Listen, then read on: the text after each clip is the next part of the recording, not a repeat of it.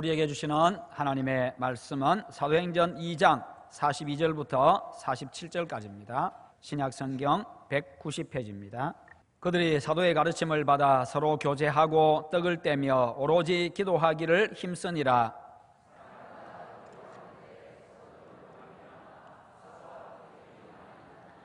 믿는 사람이 다 함께 있어 모든 물건을 서로 통용하고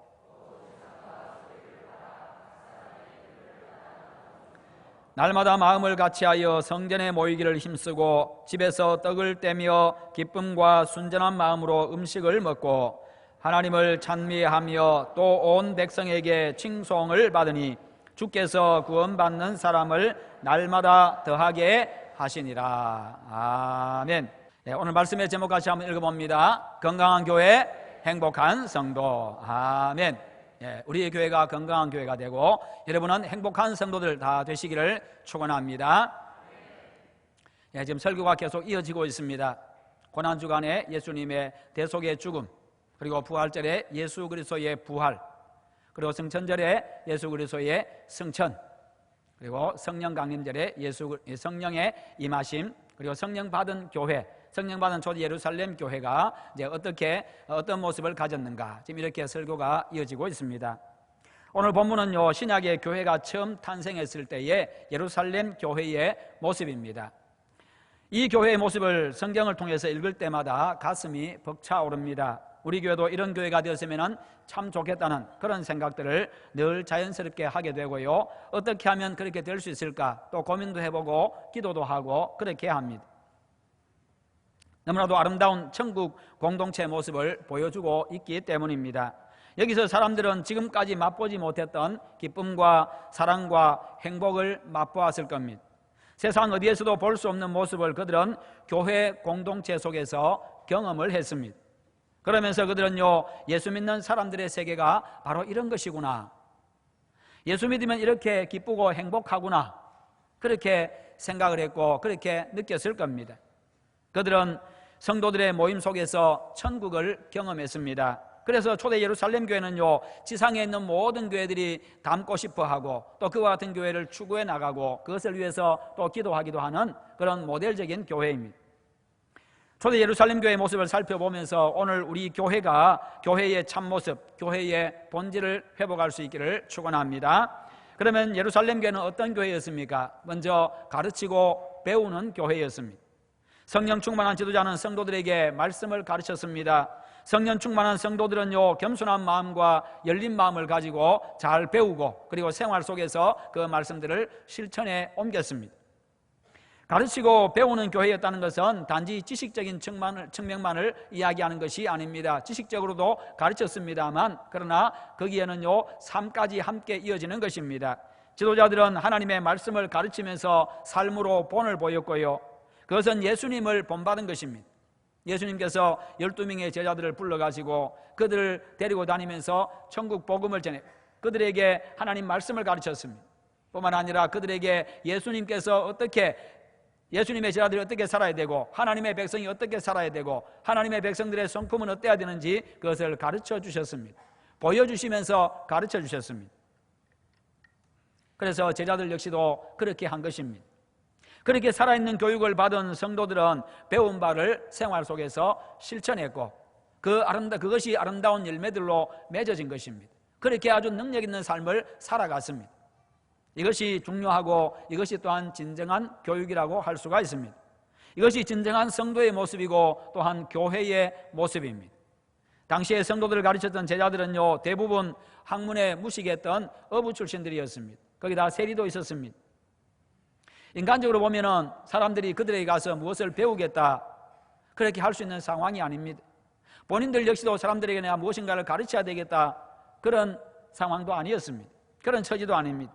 그러나 학교에서 배우는 어떤 지식을 배운다면 그들에게는 분명히 자격이 없습니다만 제자들이 가르친 것은 자신들이 배우고 경험했던 그 예수님과 복음에 관한 것이었습니다. 예수님과 복음에 관한 한 이 제자들보다도 자신 있게 가르치고 확신 있게 가르칠 자가 없습니다. 왜요? 예수님하고 3년 동안 함께 다니면서 보고 배웠기 때문에. 그들이 직접 보고 경험했고 현재 누리고 있는 것이기 때문입니다. 자신이 직접 보고 듣고 경험하고 누리는 것만큼 아주 생생하고 확신 있게 확실하게 가르칠 수 있는 사람은 없습니다. 그렇게 가르칠 수 있는 것은 없습니다. 그렇잖아요. 내가 분명히 맛을 보았던 것, 내가 분명히 두 눈으로 똑똑히 보았던 것, 내가 두 귀로 똑똑히 들었던 것, 내가 분명히 체험했던 것, 내가 먹어보아서 맛있었던 것, 내가 먹어보고 내 질병이 떠나갔던 것, 나았던 것, 이런 것이 있으면요, 누구에게든지 자신 있게 이야기합니다. 확실하게 이야기합니다. 내가 봤다, 내가 분명히 들었다, 내가 분명히 맛을 봤다, 내가 그거 먹고 내가 병 나았다, 그리고 내가 그거 한번 써봤다, 그렇게 되는 겁니다. 그러나 그렇게 내가 경험하고 누리고 있는 것은요, 그렇게 확실하게 전할 수가 있는 겁니다. 지금 제자들이 그런 상황입니다. 여러분이 바로 예수님과 복음에 대해서 그렇게 가르치고 전할 수 있기를 축원합니다. 교회에 모인 성도들은요, 제자들에게 다른 것을 기대한 게 아니었습니다. 복음에 대한 기대였고요, 예수님에 대한 기대였습니다. 복음과 예수님에 대해서 좀 더 자세하게 알고 좀 더 깊이 알기를 원했고요, 그분을 따르는 삶을 살기를 원했던 것입니다. 그것을 제자들을 통해서 보고 배우고 있습니다. 성도 여러분, 말씀대로 살면서 자신이 체험한 예수님에 대해서, 그리고 자신이 누리고 있는 이 복음의 능력과 풍성함과 복음 안에서의 자유와 기쁨과 화평과 복음 안에서 누리는 그 생명, 바로 그것을 사람들에게 가르치고 보여줄 수 있기를 바랍니다. 내가 누려야만 사람들에게 이야기해 줄 수 있고 가르쳐 줄 수가 있습니다. 내가 누리는 것, 내가 누려야만 그렇게 할 수가 있습니다. 그렇게 하는 성도들이 많은 교회가 건강한 교회고, 그것이 참 교회의 모습입니다. 그런데 초대 교회가 이렇게 되어진 것은 모두가 다 성령의 역사였다는 사실입니다. 사람이 의도적으로 자신들의 의지를 가지고 그렇게 하려고 하면요, 그렇게 잘 되지가 않습니다. 제자들 역시도 마찬가지였고, 그 당시 초대 예루살렘 교회 성도들도 마찬가지였습니다. 자신들의 의지가 아니었습니다. 자신들의 어떤 의도가 아니었습니다. 성령 충만 받고 나니까, 성령의 다스림 받으니까요, 성령의 감화하심 따라서, 성령이 주시는 생각에 따라서 그렇게 말하고 그렇게 행동했던 것이지요. 사람이 내 의지를 가지고 내 의도대로 하려고 하면요, 오래 가지를 못합니다. 생각이 수시로 바뀝니다. 마음도 수시로 바뀝니다. 환경에 따라서, 내 처지에 따라서, 여러 가지 형편에 따라서 자꾸만 바뀌기 때문에 오래 가지를 못합니다. 그래서 여러분, 교회 봉사를 하셔도 늘 기도하며 성령 충만 받도록 성령께서 내 마음 계속 지켜달라고 그렇게 기도하면서 감당하시기를 바랍니다. 그래야 끝까지 감당할 수 있고, 성실하게 감당할 수 있고, 기쁨으로 감당할 수 있고, 그래야 또 거기에 열매들도 많이 나타납니다. 성령 충만케 된 제자들과 성도들이 성령께서 인도하시는 대로 실천했던 결과였습니다. 이 부분에서 우리가 다시 한번 생각해보고 반성해야 될 것이 있습니다. 그것은 바로, 나는 성령 충만한가? 내가 성령의 내 생각과 내 의지와 내 마음이 성령의 다스림을 받고 있는가? 인도를 받고 있는가? 나는 복음적인 삶을 살고 있는가? 복음 안에서 누리는, 복음 안에 있는 그 기쁨과 화평과 화목과 그 즐거움, 그리고 그 평강, 그 자유, 해방, 그 생명, 그것을 내가 누리고 있는가? 믿음과 삶의 본을 보이고 있는가? 가정에서, 교회에서, 사회에 나가서, 또한 내가 배움의 본을 보이고 있는가 하는 것입니다. 우리는 끝까지 배워야 됩니다. 죽을 때까지 배워야 됩니다. 하나님의 말씀을 배우고, 예수 그리스도의 인격을 배우고, 삶을 배우고, 계속해서 배워나가야 합니다. 언제부터인가 배우고 훈련하는 것을 기쁨과 감사로 받아들이지를 못하고 불편해하고 부담스러워하는 내 모습은 아닌지 또 한번 반성해 보아야 합니다.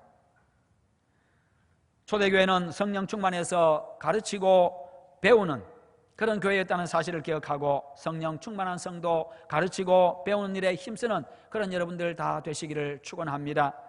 그러면 가르침과 배움의 내용이 무엇이었습니까? 성도가 서로 교제하며 떡을 떼며 기도하는 것이었습니다. 성도가 서로 교제하는 법을 배웠고, 뿐만 아니라 떡을 떼는 법을 배웠고, 기도하는 법을 배웠습니다. 교제한다는 말은 공동이라는 말, 코이노스라고 하는 공동이라는 말에서 교제라는 말이 나왔습니다. 코이노니아라는 말이 나왔습니다. 그러니까 교제라고 하는 것은 바로 공동생활을 의미합니다. 교회의 공동생활, 성도들이 함께 살아가는 것, 자신이 만난 하나님, 자신이 생활 속에서 체험한 하나님을 함께 나누고 하나님의 사랑과 은혜를 서로 이야기 나누고 그리고 하나님 안에서 서로 교제하는 것입니다. 단순히 만나서 시간을 잠깐 보내는 것이 아니라, 단순히 만나서 그냥 이런저런 이야기 나누다 그냥 헤어지는 것이 아니라 희생적인 사랑의 정신으로 이웃에게 봉사하고 또 도와주는 것입니다. 그리고 성도의 교제는 단순한 만남이 아닙니다. 서로의 삶 속에 들어가는 것을 말합니다. 서로의 삶 속에 들어가는 것을 바로 성도의 교제라고 이야기합니다. 서로의 감정과 계획과 슬픔과 기쁨을 나누는 것. 이게 뭐겠어요? 가만히 생각하면 이게 바로 가정의 모습이지요. 이게 또 교회의 모습이라는 겁니다. 이게 또한 천국의 모습이라는 겁니다. 예수 안에서 한 가족이 되어서 서로의 삶을 나누고 서로 세워주고 서로 책임져 주는 삶입니다. 성도들이 함께 만나면 그렇게 자신의 삶을 이야기 나누고 하나님의 은혜를 나누고 서로 축복해주고 서로 세워주고 기도해주고 격려해주고 용기를 북돋아주고 힘없는 자에게 다시 힘과 용기를 주고, 바로 그것이 교회라는 겁니다. 교회는 비난하고 비판하고 서로 찌르고 서로 넘어뜨리고 서로 지적하고 하는 그런 곳이 아닙니다. 가정이 바로 그런 것도 아니지요. 가정이 그런 곳이 아니듯이 교회가 그런 곳이 아니라는 것입니다. 생각해 보세요. 교회 안에서 서로 이렇게 기도해주고 축복해주고 세워주고 격려해주고 용기를 북돋아주고 그냥 서로도 용납해주고 그렇게 나갈 수 있다고 한다면 그게 얼마나 아름다운 모습이겠습니까? 그리고 서로 책임져주는 삶입니다. 이게 가족이지요. 그것이 진정한 성도의 교제입니다. 한 자리에 있다고 해서 교제가 되는 게 아닙니다. 한 자리에 있다고 해서 교제가 되는 게 아니죠. 서로 마음을 나누어야 교제가 되는 겁니다. 서로 삶을 나누어야 진정한 교제가 되는 것입니다. 교제의 구체적인 내용이 44절부터 46절에 나오는데요, 믿는 사람이 다 함께 있어 모든 물건을 서로 통용하고 또 재산과 소유를 팔아 각 사람의 필요를 따라 나눠주며 날마다 마음을 같이하여 성전에 모이기를 힘쓰고 집에서 떡을 떼며 기쁨과 순전한 마음으로 음식을 먹고. 그들이 이렇게 모여서 말씀을 배우고 물건을 서로 통용했습니다. 서로 그냥 서로의 물건을 서로 가져다가 필요한 대로 가져다 쓰고 또 자리에 갖다 놓고 그렇게 했습니다. 재산과 소유를 팔아서 사람들의 필요를 따라서 나누어 줬습니다. 그러면서 아름다운 교제의 삶을 산 것은 성령 충만받은 성도들의 자발적인 행동이었다는 것입니다. 누가 억지로 시켜서 된 것이 아니라 자발적인 행동이었습니다.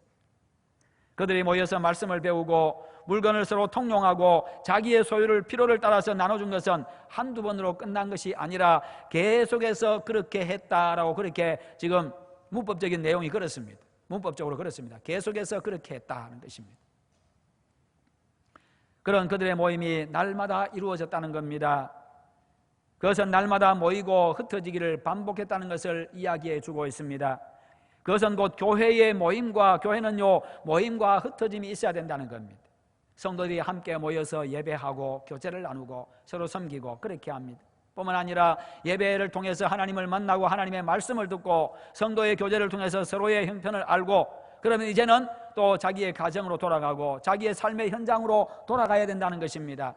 아침 일찍 나와서부터 해가지고 저녁까지 교회에 살다가 그 다음에 또 늘 교회만 살아가는 거, 이게 그러면 믿음이 좋은 게 아니라 함께 모여서 교제하고 예배하고 서로 섬기고 그렇게 해서 세임 얻어가지고 그 다음에 일상으로 돌아가야 됩니다. 돌아가서 그리스도인으로서의 삶을 살아가고 그리고 다시 또 함께 모이고, 이 모임과 흩어짐, 이 두 가지 리듬을 잘 타야 된다는 겁니다. 이게 균형을 잡아야 된다는 겁니다.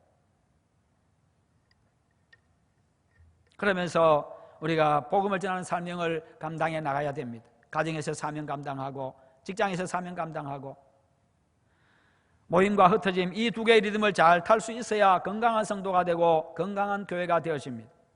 여기서 우리가 얻어야 될 교훈은요, 성도가 한 가족으로서 서로 돌보고 어려운 성도들을 적극적으로 도와줘야 된다는 것과 성도들이 모이기를 힘써야 된다는 것입니다. 우리 교회가 바로 그런 교회가 되기를 축원합니다. 그리고 그들은 모이되 날마다 마음을 같이 해서 모였습니다. 한 마음으로 모였다는 것입니다. 같은 말, 같은 마음, 같은 뜻으로 모인 하나된 공동체. 이처럼 교회는 하나여야 됩니다. 함께 모였다고 해서 하나가 아닙니다. 두 사람이 같이 있다고 해서 한 자리에 오랫동안 있다고 해서 한 마음이 아닙니다. 모일 때만 한 마음이 되어지고 나가면 다 흩어지고 마음이 다 분열되는 그런 게 아닙니다. 이 하나됨은 계속해서 이루어지는 겁니다. 여기에 모였을 때는 한 마음이 되고 교회당을 나가는 순간에 모두가 다 마음이 다 분열되어지고 그럴 수는 없습니다. 그건 불가능한 일입니다. 마찬가지로 밖에 있을 때도 우리가 함께 모였을 때도 한 마음이고 흩어져서 살아가지만 그럼에도 불구하고 마음은 여전히 하나인 것. 그러나 또 모이면 그것이 반갑고 즐겁고 행복하고 이게 바로 하나됨의 모습입니다. 그 하나됨은 계속해서 연결되는 것이요. 교회는 예수 안에서 하나된 가족 공동체이기 때문입니다. 그리고 그들은 집에서 떡을 떼며 기쁨과 순전한 마음으로 음식을 먹었습니다. 성찬과 예찬을 했다는 것입니다. 성도의 모임에 예수님의 살과 피를 기념하는 성찬 예식이 있었습니다. 그것을 통해서 구원의 은혜에 대해서 감사했습니다. 뿐만 아니라 각 가정으로 돌아가면서 모임을 가졌습니다. 그러면서 거기서 함께 예찬을 나눕니다. 음식을 함께 나누어 먹습니다. 그리고 함께 기도합니다. 초대교회는 이렇게 아름다운 모습을 가졌습니다. 뿐만 아니라 그들은 기도했습니다. 기도에 힘쓴 교회였습니다. 교회는 기도하는 교회여야 합니다. 내 집은 만민이 기도하는 곳이라. 만민이 기도하는 집이라고 했습니다. 그러니까 그들이 모이면 함께 기도해야 된다는 겁니다. 기도하지 아니하면 언제든지 내 생각대로 하려고 합니다. 내 마음 가는 대로 하려고 합니다. 기도하는 것은 하나님과 대화하는 겁니다. 기도를 통해서 하나님의 뜻을 발견하는 겁니다. 기도에 내 의지를 맡기는 겁니다. 기도를 통해서 내 의지를 하나님 앞에 맡기고 내 뜻도 하나님 앞에 맡기고 그러면서 하나님의 뜻과 상충될 때는 반대가 될 때는 다를 때는 하나님의 뜻에 내가 따르는 겁니다.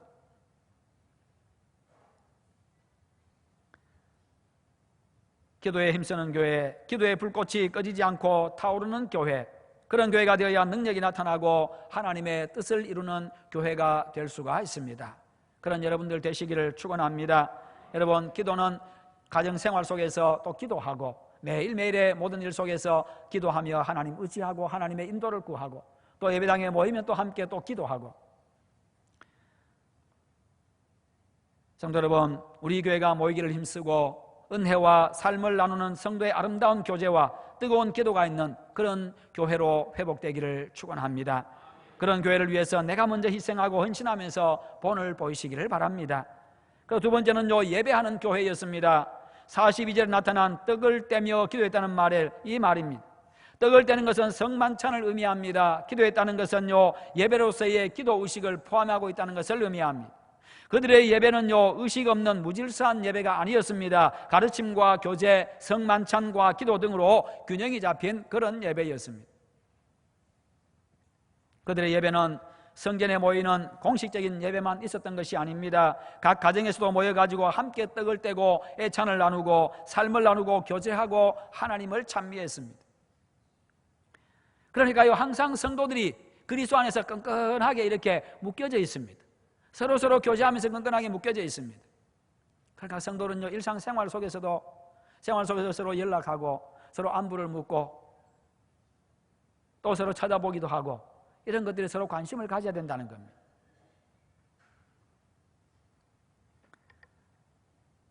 (46절에) 보면 날마다 성전에 모이기를 힘썼다고 하면서 동시에 집에서 떡을 떼며 기쁨과 순전한 마음으로 음식을 먹고 하나님을 찬미했습니다. 이것은 그들이 공예배와 소그룹 모임의 조화를 이루고 있었음을 알 수가 있습니다. 공예배 시간에 함께 모여서 예배하고 그리고 생활 속에서는 또 구역들이 함께 모여가지고 그렇게 함께 모여서 또 모임을 가지고 교제하고 하나님을 찬미하고 기도하고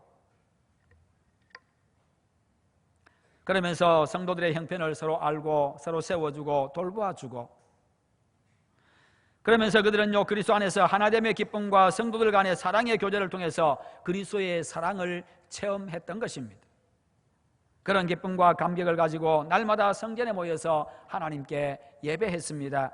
그러기에 그들의 예배는요 율법과 형식에 매인 그런 메마른 예배가 아니라 기쁨과 감격의 예배였습니다.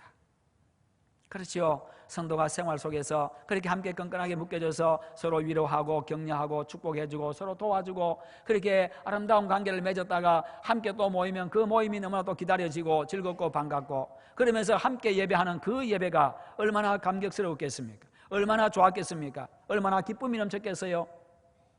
그런 그들이 모인 곳에 하나님께서 얼마나 놀라운 은혜와 복을 베풀어 주셨겠습니까? 그 교회에 얼마나 많은 능력들이 나타났겠습니까? 이게 바로 사도행전의 교회입니다. 그 당시 초대 교회의 모습이었습니다. 여러분, 이것이 비단 그들의 모습으로 끝나는 것입니까? 오늘날은 이것이 불가능한 것이겠습니까? 그렇지 않다는 것입니다. 우리 한 사람이 중요합니다. 나 한 사람이 중요합니다. 나 한 사람이 어떻게 하냐, 이게 중요하다는 것입니다. 많은 것 요구하지 않습니다. 말 한마디 중요합니다. 교회 와서 던지는 말 한마디, 이게 그런 교회를 만듭니다. 교회 와서 한 사람에게 그 사람에게 관심을 보이는 것, 이 한 가지. 교회 왔을 때 사람들을 한 사람이 환영해 주는 것, 그 하나의 행동, 그 말 한마디 하나의 행동, 그거면 충분합니다. 그것으로 이루어져 갑니다. 그러면 서로의 관심을 보이는 것이지.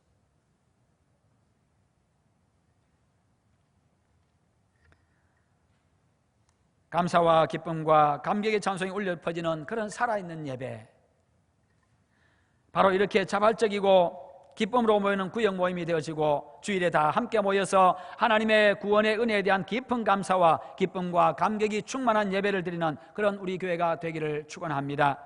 그리고 칭찬받으며 생명 살리는 교회였습니다. 성도 여러분, 교회가 온 백성에게 칭찬을 받았다.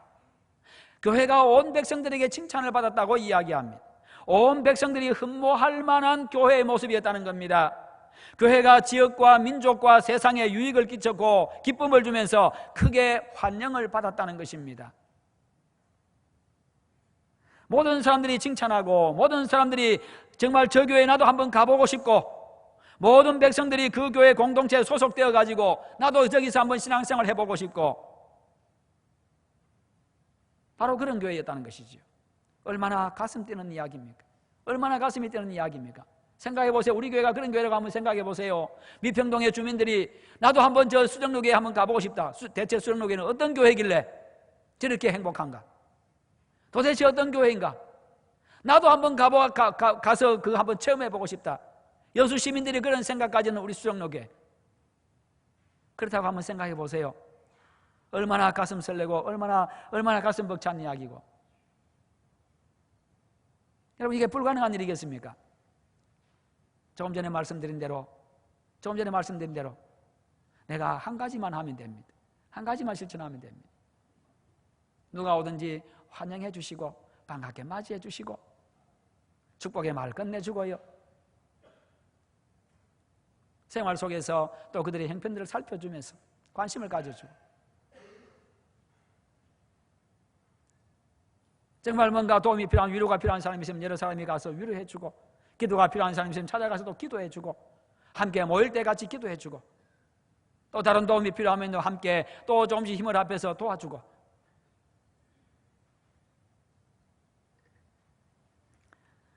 온 백성에게 칭송받은 초대교회 분위기는요, 당시의 총독이었던 플리니우스가 트라이안 황제에게 보낸 편지에서 잘 나타납니다.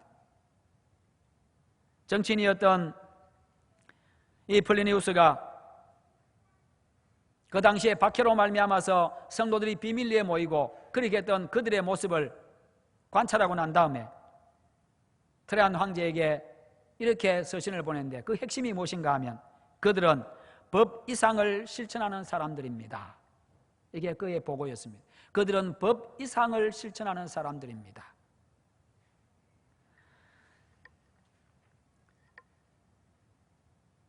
이처럼 성령 충만한 성도는 세상의 법을 초월해서 살게 되므로 온 백성의 칭송을 받을 수 있었습니다. 법을 초월한다는 말은요, 법을 무시한다는 이야기가 아닙니다. 이와 같이 성도는요, 세상의 법을 겨우 지키는 수준이 아니었다는 것입니다. 세상의 법을 겨우 지키는 그런 수준도 아니었고, 세상의 윤리와 관습과 상식의 차원에서만 산 사람들이 아니었고, 그 이상을 실천하는 사람들이었다는 것입니다. 그러니까 사람들이 보기에 저 사람들은 뭔가 다른 사람들이었다는 것이지요. 그런 여러분이 되셔서 우리 교회가 모든 사람에게 칭송받고 모든 사람들이 와서 한번 신앙생활 해보고 싶은 그런 우리 교회가 되기를 축원합니다. 우리의 힘과 의지로는 참 힘듭니다만, 그러나 성령 충만해서 우리의 마음과 의지가 성령의 다스림을 받으면 가능하다는 것입니다. 그러므로 여러분, 내 자신의 내 의지와 내 마음이, 내 모든 것이 성령의 다스림 받도록, 성령 충만하도록 늘 기도하며 힘쓰시기를 바랍니다. 그리고 성령께서 주시는 마음대로, 성령께서 주시는 그 마음에 내가 순종해서 생활 속에서 한번 실천해 보십시오. 우리 한 사람 한 사람이 그렇게 성령 충만해서 그와 같은 삶을 산다고 한다면 그 영향력이 사람들에게 미치게 될 것이고, 우리 교회는 반드시 그런 교회가 될 것입니다.